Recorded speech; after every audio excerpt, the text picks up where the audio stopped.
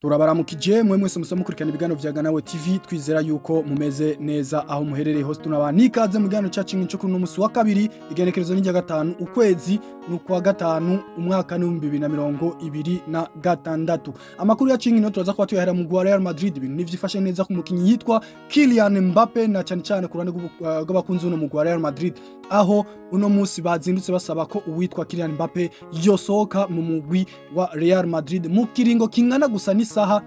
publication se ivyapa bigera kuri 70 ibihumbi 70 bisaba uwitwa Kylian Mbappe gusohoka mu mugwi wa Real Madrid. Mushobora kwibaza mbega ni giki kiko kiratuma abakunzi b'umugwi wa Real Madrid bariko barasaba uwitwa Kylian Mbappe gusohoka muri no mugwi wabo. Nkuko tubikesha ikinyamakuru L'Equipe, ikinyamakuru gikomeye cyane hariya mu gihugu cy'u Faransa, kimenyesha yuko na cyane abakunzi b'umugwi wa Real Madrid batariko barakira neza inyifato y'uwitwa Kylian Mbappe iteye amakenga cyane gose. Kino kinyamakuru gitangaza ko uwitwa Kylian Mbappe ngo avugana n'abakinyi b'abafaransa gusa muri vestiaire ya Real Madrid, ngo nibo bavugana cyane abakinyi bakinira Real Madrid ariko kandi bakinira umugwi serukira gihugu w'Ufaransa. Ikindi kintu ico kinyamakuru kandi cyashize habona kimenyesha yuko uwitwa Kylian Mbappe asuzugura abagize staff ya Real Madrid harimo no gucegwa kwifunguro masa yo gufungura iminota igera kuri 40 na cyane muravyuka ko uwitwa Kylian Mbappe yari yaragize ikibazo c'imvune mu misi yeze ariko aza kuba afata urugendo yerekeza mu Butaliyano ari kumwe nuwo bakundanye muri no mito aza kuba tunabigaruka ko muri kino kiganiro cacu. Iyo nyifato rero ikaba idashemeye cyane itanezereje abakunzi b'umugwi wa Real Madrid, akaba ariyo mpamvu no munsi ariko barasaba uwitwa Kylian Mbappe ko yobasohokera akabavira mu mugwi wabo. Nkuko kandi tubikesha ikinyamakuru cha Marca ku munsi weje caje kuba gishira ahabona uwitwa Esther Exposito, uno akaba ari umwe mu bakunzi cyangwa se akaba ari we mukunzi wa Kylian Mbappe bari kumwe muri no misi. Ku munsi weje rero ibinyamakuru byashuye kwa mwatakana cyane abo twokwita abapaparazi baramwegera baramubaza ibijanye nawe na Kylian Mbappe ko baragiye mu Butaliyano, ariko witwa Esther Exposito yaje kuba yishura ngo nta na kimwe nzi ati nta nico fise cyo kubabwira, ati rero nimureke gutakaza umwanya wanyu ndabasavye, nta kintu na kimwe fise cyo kubabwira, ati jewe meze neza. Aho ni ku ruhande rw'uwitwa Esther Exposito muri no misi yitwa ko ari umukunzi w'uwitwa Kylian Mbappe. Ku munsi wejo naho kandi tuje kwa turangiza televiziyo El Chiringuito yaje kuba ishira habona ama video abanyamakuru batatse witwa Kylian Mbappe avuye ku kibuga ca Valdebebas c'imimenyerezo cy'uno mugwi wa Real Madrid. Ico uwitwa Kylian Mbappe yakoze inyuma yo kubazwa kubijanye no kuba yaragiye mu Butaliyano ari kumwe na Esther Exposito bagasohokana mu gihe uno mukinyi afise ikibazo c'imvune. Uwitwa Kylian Mbappe inshuro ya mbere yagumye ahoze, ariko ku nshuro ya kabiri ababwiye ati nta na kimwe nzi, ati nta na kimwe ntahura. Vyumvikana ko uwitwa Kylian Mbappe nawe nyine atashimye kugira ico avuga kubijanye no kuba barasohokanye n'uwitwa Exposito uno basanzwe bagendana muri no misi bagasohokera mu gihugu cy'Ubutaliyano mu gihe vyitwa ko uwitwa Kylian Mbappe afise ikibazo c'imvune. Mbega ino nyifato y'uwitwa Kylian Mbappe mu gwa Real Madrid biraza kuba biherera he guko gushika muri kano kanya? Amakuru ahari nuko no mu gwambariro gwa Real Madrid hari abakinyi batariko bararaba neza uwitwa Kylian Mbappe biturutse kuri no nyifato uwitwa Kylian Mbappe ari karagaragaza. Vyumvikana ko mu gwambariro gwa Real Madrid no mu bakinyi ubwabo vyamaze kuba byagera ko abenshi ntariko baravugisha uwitwa Kylian Mbappe, nkuko kandi tubikesha ikinyamakuru Marca kitumenyesha yuko inyifato witwa Kylian Mbappe itakiriwe neza cyane na bamwe mu bakinyi bakinana ndetse na staff technique y'umugwi wa Real Madrid. Mbega Kylian Mbappe biraherera he na Real Madrid ndetse n'abagenzi be bivanye nino nyifato ari karagaragaza itameze neza no kurinda tukaraba iyo bigiye kuba biherera mu gwa Real Madrid. Kandi nkuko tubikesha ikinyamakuru ca Cadena Cop kitumesha yuko uwitwa Ferland Mendy saison yiwe yamaze kuba irangira, agiye kuba rero amara amezi 5 atari karaboneka, nyuma yaho agiye kuba akoregwa ibipimo bikagaragaza ko imvune yagize ari imvune ikomeye ndetse ko anagiye kuba abagwa. Gutyo rero bikaba bigiye kuba bituma uwitwa Ferland Mendy amara amezi agera kuri 5 atariko araboneka. Vyumvikana ko dushobora kuzosura kubona uwitwa Ferland Mendy mu kwezi kw'icumi canke kwa 11 ko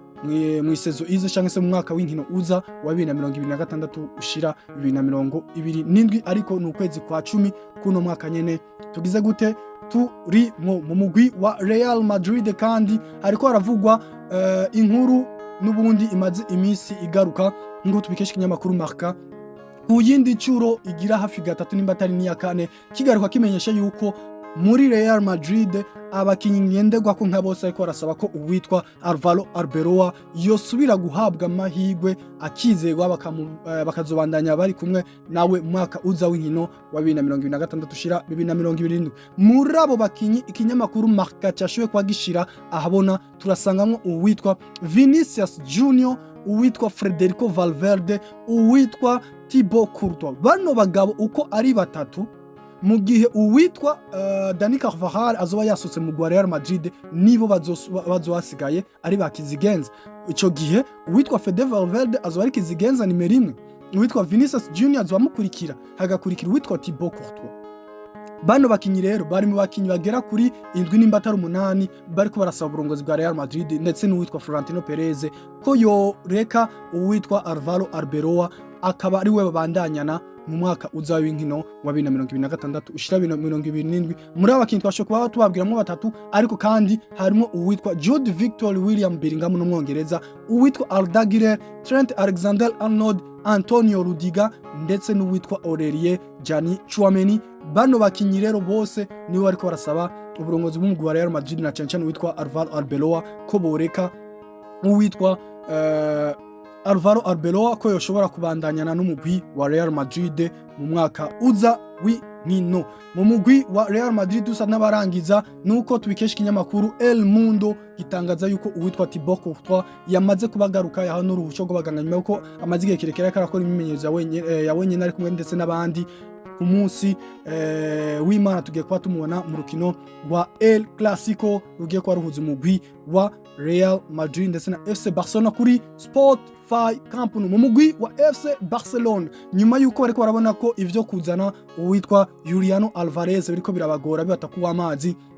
ekipe ya FC Barcelona ngo boba bishimiye cyane kuzana uwitwa Joao Pedro uno munya Brazil asanzwe yatakira ku nimero 9 no mugwi wa Chelsea. Binavuga ko uwitwa Deco yoba ari umukunzi uno mukinyi cyane igihe kirekire, ariko kandi nuko umugwi wa Chelsea de Blues utifuza kuba umudandaza nkuko tubikesha ikinyamakuru Gazzetta Foot cyangwa se Gazzetta dello Sport cyariya mu gihugu c'Ubutaliyano. Umugwi wa FC Barcelona kandi indi nkuru kiravugwa nuko bariko bararabira hagufi uwitwa Anthony Gordon uno musatiriza ca ku ruhande ku nimero zigera kuri 11 mu mugwi wa Newcastle United. Ariko rero ni mugwi wa Newcastle United wifuza amahera ngana ni miliyoni zigera kuri 60 kuri uno mukinyi, ariko nuko ndakora ko umugwi wa FC Barcelona uzoshobora kuba utanga ano mahera ku witwa Anthony Gordon miliyoni zigera kuri 60 z'amanyaburaya. Mu mugwi wa FC Barcelona kandi indi nkuru ikiravugwa nuko uwitwa uno Bastoni uno mukinyi Alessandro Bastoni gushika muri kano kanya bivuga ko yicaye arindiriye ko umugwi wa FC Barcelona ushobora gutanga ubusabe bwa mbere kugira ngo bashobore kuraka ko bomukura mu gwa Inter de Milan akerekeza mu mugwi wa FC Barcelona. Ni mu kinyamakuru Mundo Deportivo gisanzwe kivugira cyane umugwi wa FC Barcelona. Nyuma yaho uno mukinyi Alessandro Bastoni yamaze kuba yumvikana n'umugwi wa FC Barcelona kuwuzamwo, igisigaye umukinyi yicaye arindiriye ko umugwi wa FC Barcelona utanga ubusabe muri Inter de Milan kugira ngo barako ibintu vyogenda neza akava mu mugwi w'aba Nerazzurri akerekeza mu mugwi w'aba Catala. Vyumvikana ko ni equipe ya FC Barcelona gushika muri kano kanya itaratanga ubusabe ku witwa Alessandro Bastoni mu mugwi wa FC Barcelona. Kandi nuko umukinyi yitwa Marcus Rashford nyuma yo kuba amazi imisi yerekana ko yifuza kuba aguma mu mugwi wa FC Barcelona, ariko kandi binavugwa ko uwitwa Dieter Hansflick burya yifuza kuba yogumana uno mukinyi ari we Marcus Rashford nyuma yo kwerekana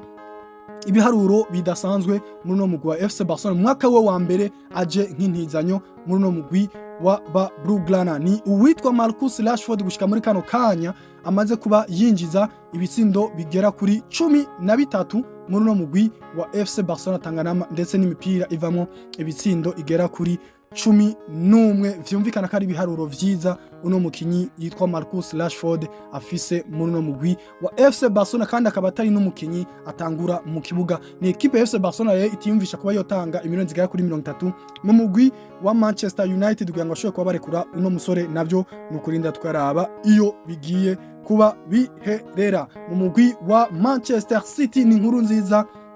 nkuko bitangazwa n'uwitwa David Ornstein no munyamakuru w'umwongereza akomeye cyane, atangaza ko witwa Phil Foden yamaze ko yongereza amasezerano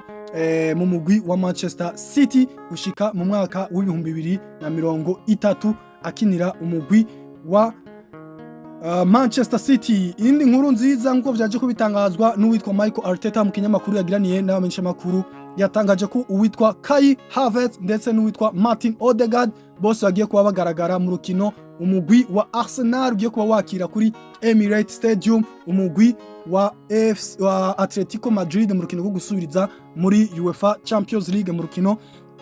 mu gice ca kabiri gishiri ca nyuma cha zino hino. Mu mugwi wa Liverpool naho hariko aravugwa inkuru yuko umugwi wa Liverpool witeguye kuba wotanga canke se kurungika ubusabe bw'imiliyoni zigera kuri 80 mu mugwi wa FC Barcelona kugira ngo bareko bashobora kuba basimbana uno mukinyi wo kuri nimero zigera kuri 2 ariwe Gilles Olivier Koundé wa FC Barcelona. Iyi ni nkuru twabwira mugwi wa Chelsea the Blues, ibintu ntivyifashe neza na gato muri no mugwi w'aba Blues. Ni equipe ku munsi wejo wa mbere tuje kuba turangiza, ni equipe ya Chelsea aje kuba itsindwa na Nottingham Forest ibitsindo bigera kuri 3-1. Akaba ariyo mateka mabi bakoze kuva mu gihumbi 1993 equipe ya Chelsea the Blues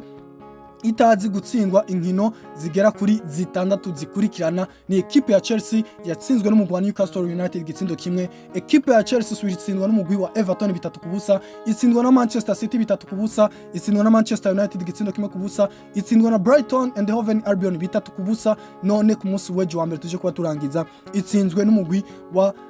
Nottingham Forest ibisindo bigera kuri 3-1, bakaba kwigerera inkino zigera kuri 6 batazi gutsinda. Ivyo rero bikaba vyaheruka kera cyane mu 1993. Umugwi wa Manchester United nawo vyanka bikunda ngo bategerezwa kuba basinyisha uwitwa Morgan Rogers wa Aston Villa, nkuko tubikesha kinyamakuru The Telegraph kitumenyesha yuko umugwi wa Manchester United wifuza cyane gusinyisha uwitwa Morgan Rogers wa Aston Villa. Reka toshime mwese mwafashika nakanye kugira muhane natwe muri kino kiganiro, naho ku munsi wejo tugaruka turaba ivyavuye mu rukino rwa huje Atletico Madrid ndetse na Arsenal, ndetse turaba n'izindi ziba zitegekanijwe ku munsi wejo nyene wa gatatu, ndetse n'amakuru azoreka aravugwa indani mu bibuga ndetse n'inyuma y'ibi